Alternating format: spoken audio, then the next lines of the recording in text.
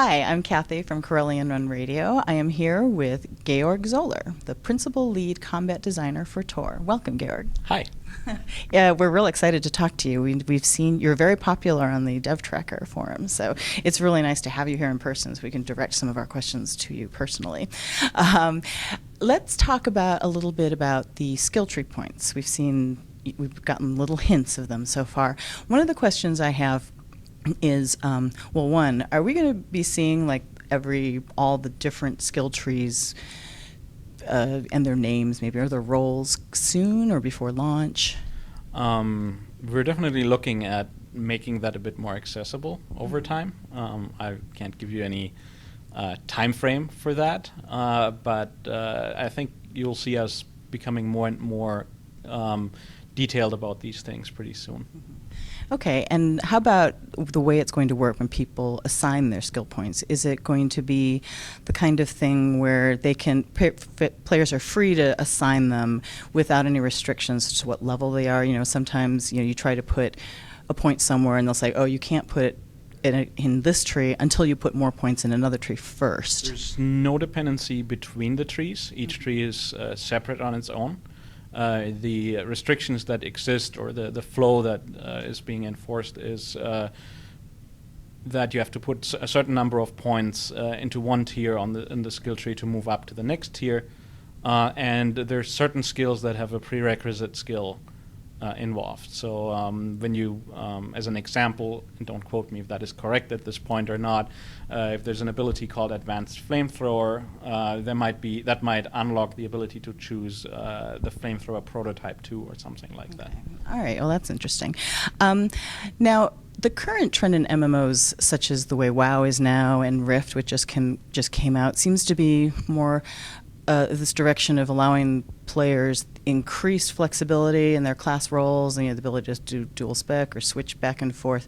I feel like Tor is wanting to go more old school. The developers don't seem to like the idea of a easily changed advanced class, for instance, or the idea we just heard recently that we are not going to be getting a dual or multi-spec option. So first, to clean up some terms there, I think what is more like a traditional class in another MMO is our advanced classes, like the Consular is a good example, with the Shadow and the Sage, are really very, very different in terms of gameplay. So switching between advanced classes is something we're looking at, but it will not come lightly. You won't see that happening every day, and it will probably be increasingly expensive, something like that. There's a number of reasons for it, including the fact that your equipment is unique to your advanced classes in at least some of the cases. So if you have a Shadow with the dual-bladed lightsaber, Right.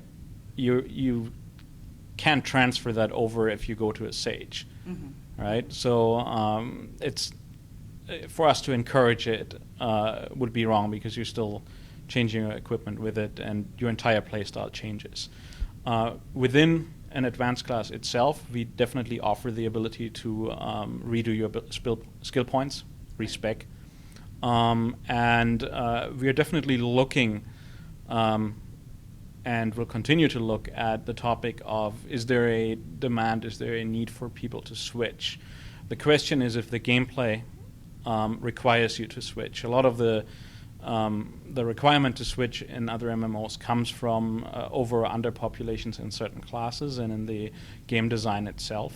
You can't do certain things without a healer, you can't do certain things without a tank, which is somewhat mitigated by the presence of companion in non-endgame in our game.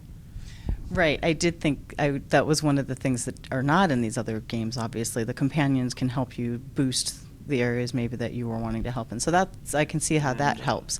And our recent change or our committal to go with a group of 4 where the companion counts into the group has allowed us to make the companion more meaningful in terms of the overall contribution to your character.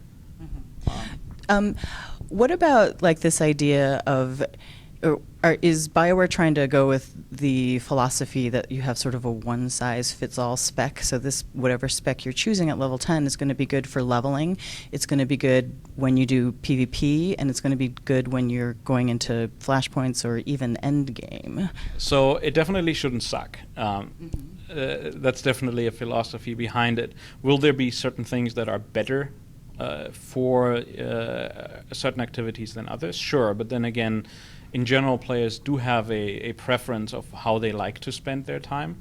What we're trying to make sure is that when you're leveling, you're not forced to basically to run a completely different configuration on your character and then switch when you're going into other activities. So as an example, if you're a player that really enjoys PvP, you're getting some of your XP, some of your progression, maybe even some of your gear out of going into our war zones or participating in PvP. We don't want you to then go back and go, oh, now I have to switch and change my character.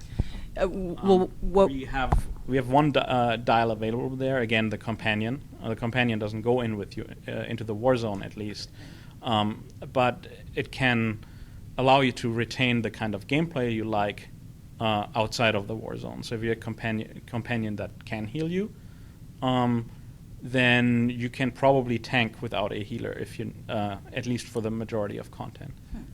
What would you say to the people who are, they're pretty serious about the game, they want to do the best that they can, and they're interested in both PvP and PvE? Is their best option going to be to create two separate characters?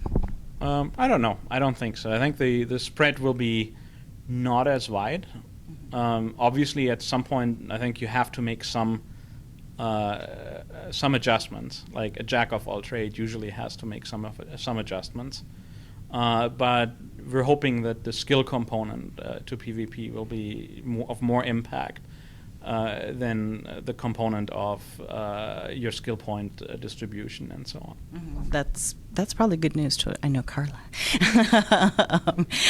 She's always talking about how it's skill, not gear or points or specs.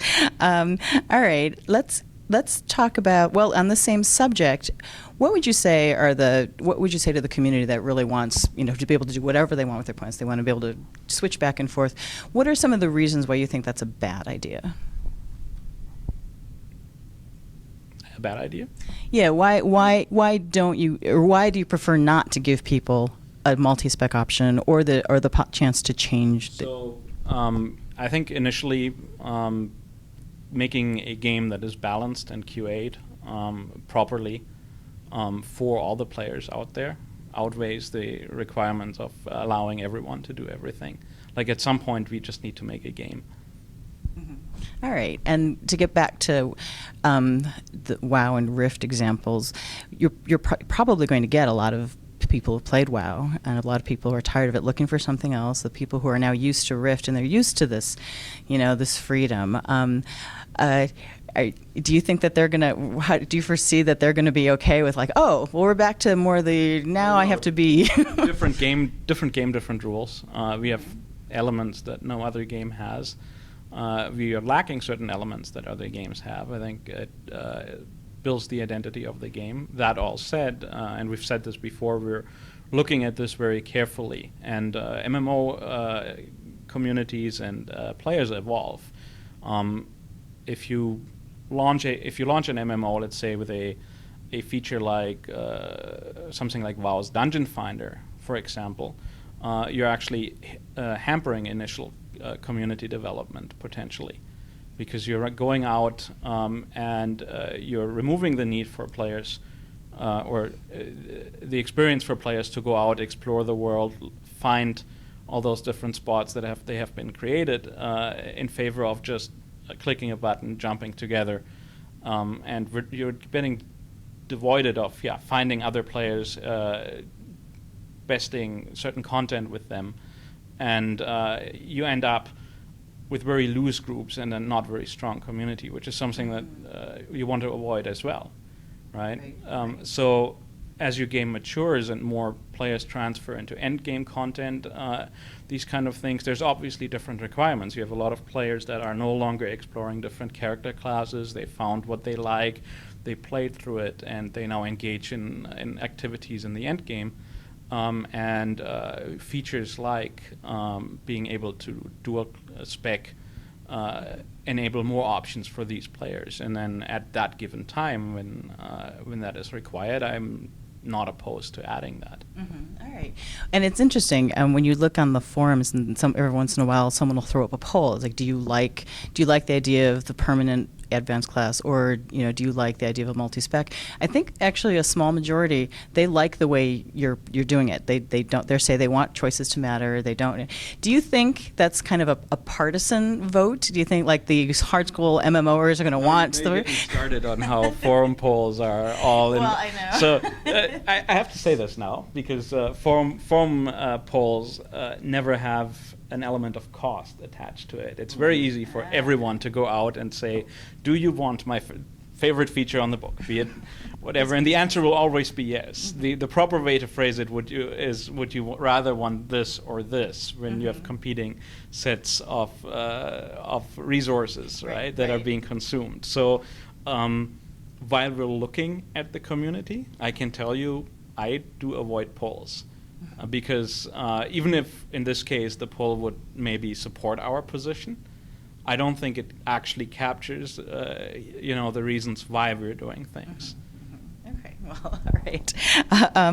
Let's just do a quick rundown of a couple of combat questions I had. I think we recently found out that crowd control, the mechanic, there'll be a diminishing returns. If someone keeps trying to do a crowd control, it gets a little bit less and less effective. You took about the PvP mechanic. Is it a PvP mechanic, or is it? No, I can. That was one of the questions. I can is break it down? It's fairly simple. So there's no diminishing return to crowd control in PvE. Oh. There is certain higher level, higher rank enemies, bosses definitely have resistances or even immunities against crowd control, but your standard of the mill enemy will generally not resist your count control. You can do your force push and you push him over the ledge and that's the end of him. In PvP, that is obviously not that simple. We've experimented with different options there, and what we're going with, and I think that's pretty firm, is that resistance against crowd control and physics events builds up as you are subjected to them. With different magnitude based on what you're being hit with. Yeah, we don't talk about it most part. Okay, good. One last combat question. Mounted combat, will we be able to, from our speeder bikes, attack things or deflect bolts? Joust? I'm not going to talk about that. Okay. All right. For our final section, we have a sort of a quick fire round. Your answers can be yes, no, or pass. All right? Okay, here we go. Guild banks. Pass. Guild achievements. Pass. Some kind of combat log that people can look at, like out of game online somewhere? Yes. Okay. Any new playable species before release? Maybe. Third-party add-ons. Not at launch. Will we be able to make droids? Pass. I like that answer. Will we be able to enter buildings when we're just exploring the open world? Yes. Two-player emotes, such as a handshake or a hug? I have to actually look it up. I don't know. Oh, okay. PvP badges or tokens for war zones? Yes. Ranks or titles for PvP accomplishments? Pass. You can ask the PvP designers that. Level restrictions on war zones? Not before level 10 currently. Creating opposite faction characters on the same server with one account? Pass at this point. Naming conventions. Will we be able to have first and last names? Pass at this point. Can you talk to your companion at any time when you're just wandering around? You decide to talk to your companion. You can click on him, and you might or might not get a response. Trophies or other visible marks that you can display on your ship? Pass. And I think that's it. All right. Well, thank you very much, Georg Zoeller. We really appreciated your Thank you. taking time with us. Thank you. Thank you.